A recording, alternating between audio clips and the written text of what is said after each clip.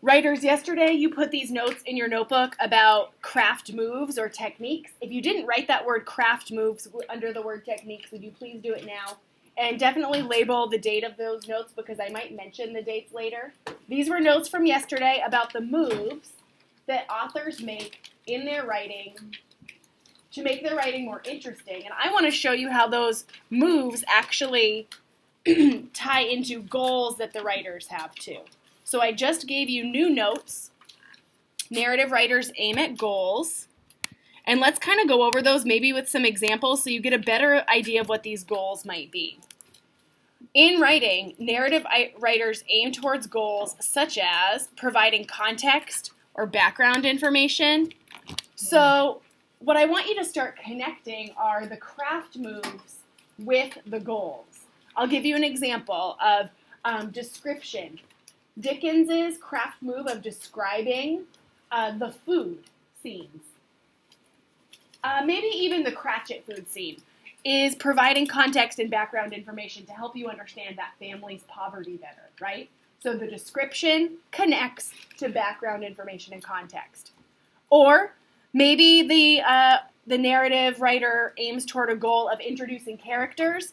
I might even kind of cross out introduce, and I might write the word characterization. It's more like an explain characters. Because sometimes it's introducing the characters, but after a character has been introduced, maybe the description adds more information or explanation about the character. Or maybe the character's dialogue gives you clues about the personality. Authors show characters' motivations using their craft moves, like the reason why characters do stuff. This, put a star next to that one because that's really important. Why does Scrooge at the end of A Christmas Carol choose to buy the Cratchits a turkey and have somebody else send it anonymously? Because he realizes that money isn't everything, family is more important, and giving, even if it's anonymous, is a great feeling. So that's showing his motivation.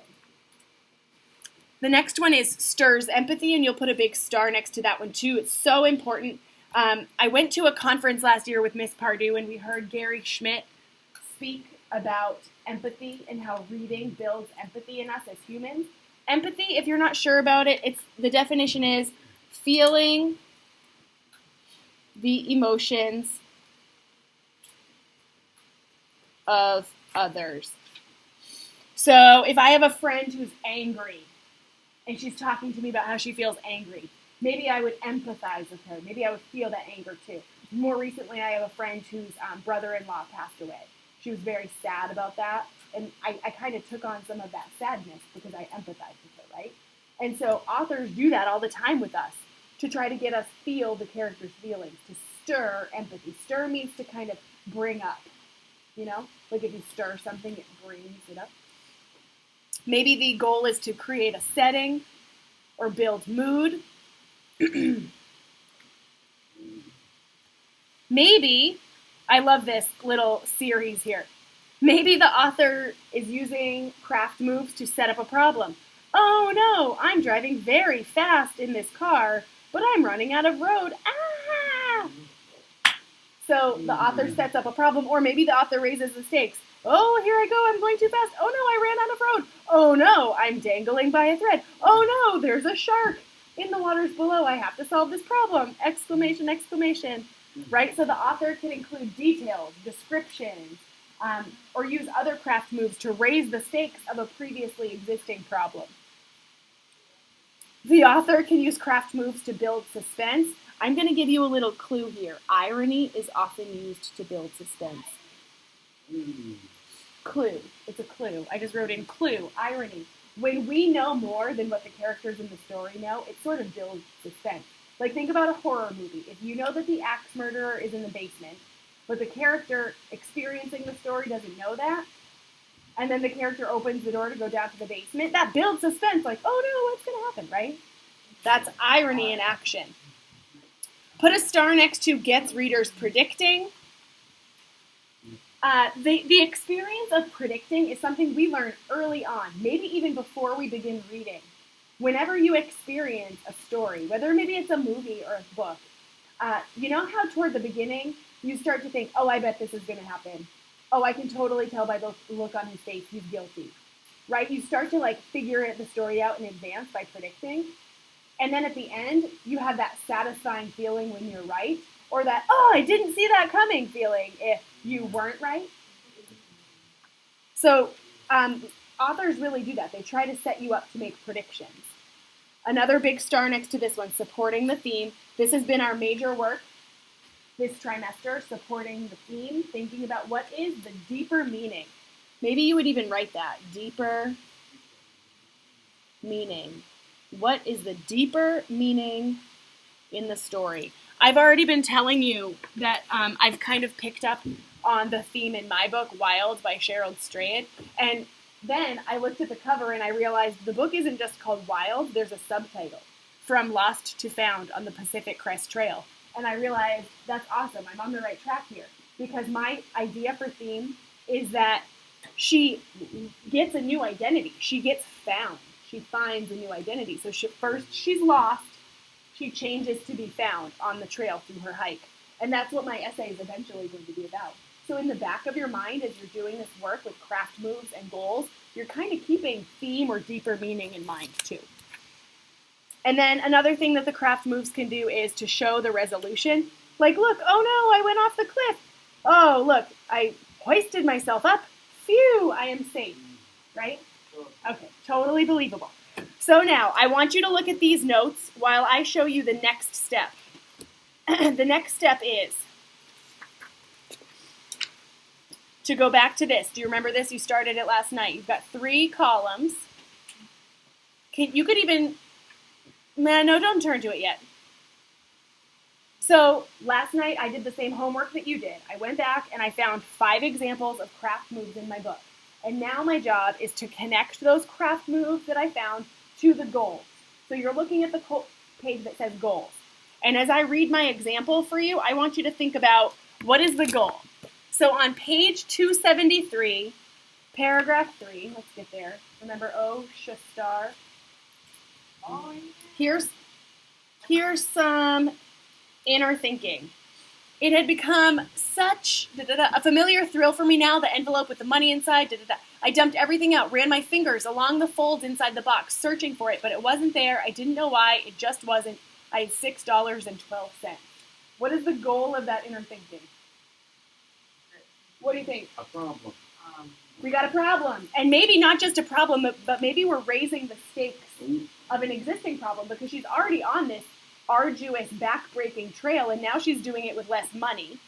So I wrote that it sets up a problem or maybe raises the stakes of a problem, and it also gets me predicting. I don't know about you, but I started to think, okay, if she only has $6, what if there's a problem that's going to come up? She needs more money, and she doesn't have it. So in your homework, guys, look up here.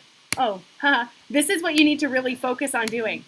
You're not just going to jot down 1 or 2 of the goals in column 3.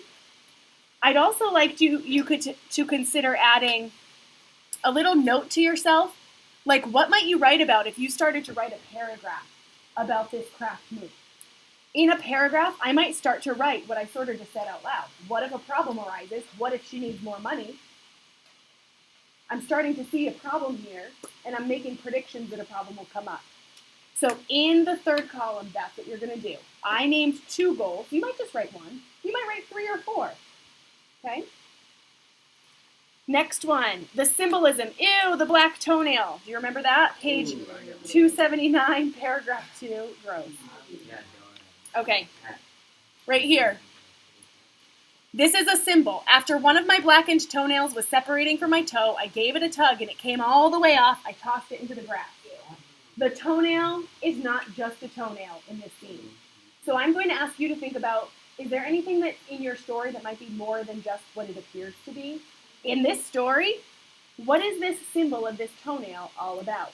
I'm just going to tell you what I think. The toenail is disgusting. I think it really supports the theme because she is losing part of her old self. Get it? She's like literally losing her toenails, but she's also losing some of the worst parts of her personality and some of the memories she didn't like. She's maybe not losing them, but she's dealing with them. She's healing from them. So if you lose a toenail, it regrows. Something new comes from that. I think that this toenail, as disgusting as it is, supports the theme of identity. It also builds a mood. It's like, wow, you sort of get the depth of her experience here. She is hiking so much, so hard, and so long that she's losing body parts. She's losing toenails. Mm-hmm. Yeah. Okay, the next example, the symbolism of the owl. Remember the owl, page 279. She's laying down, her feet are up on her food bag after a long day hiking on the trail, 279. I turned off my headlamp and lay in the dark. As I dozed off, I heard an owl in a tree directly overhead. Hoo-hoo, it hooted with a call that was at once so strong and so gentle that I woke up. These words right here, so strong and so gentle.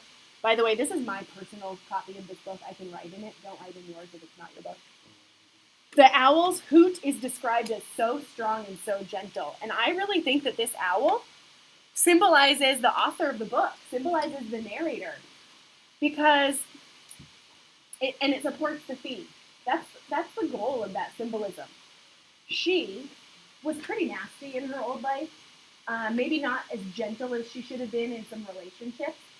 And she was a little bit weak in some ways too. And now on this trail, she's like super strong enough to hike the trail, but gentle enough to learn about herself. So I wrote, like if I'm thinking ahead about what my paragraph might be, both she and the owl are described as strong and gentle. She is no longer weak and harsh like she was before her Pacific Crest Trail self. Then guys, after you've done that 5 times, I'm not going to do all of my examples, but I did do 5. After I'm done, I want you to start looking for some commonalities. Like, are there any goals that repeat themselves? Yeah. This symbolism supports the theme. This supports the theme. This description and this inner thinking, those both are stirring up empathy, and I bet I could figure out how they support the theme too. Because tomorrow in class, I'm going to ask you to come up with your claim for your essay, your thesis, and it's going to help you come up with a claim or a theme if you start to see some connections here, some repetition. Your goal tomorrow will be to have a claim. For today, you need to complete these 3 columns. This is kind of like your brainstorming work. And don't be surprised if you go and you look at the examples that you came up with from last night's homework and you're like, those aren't going to work.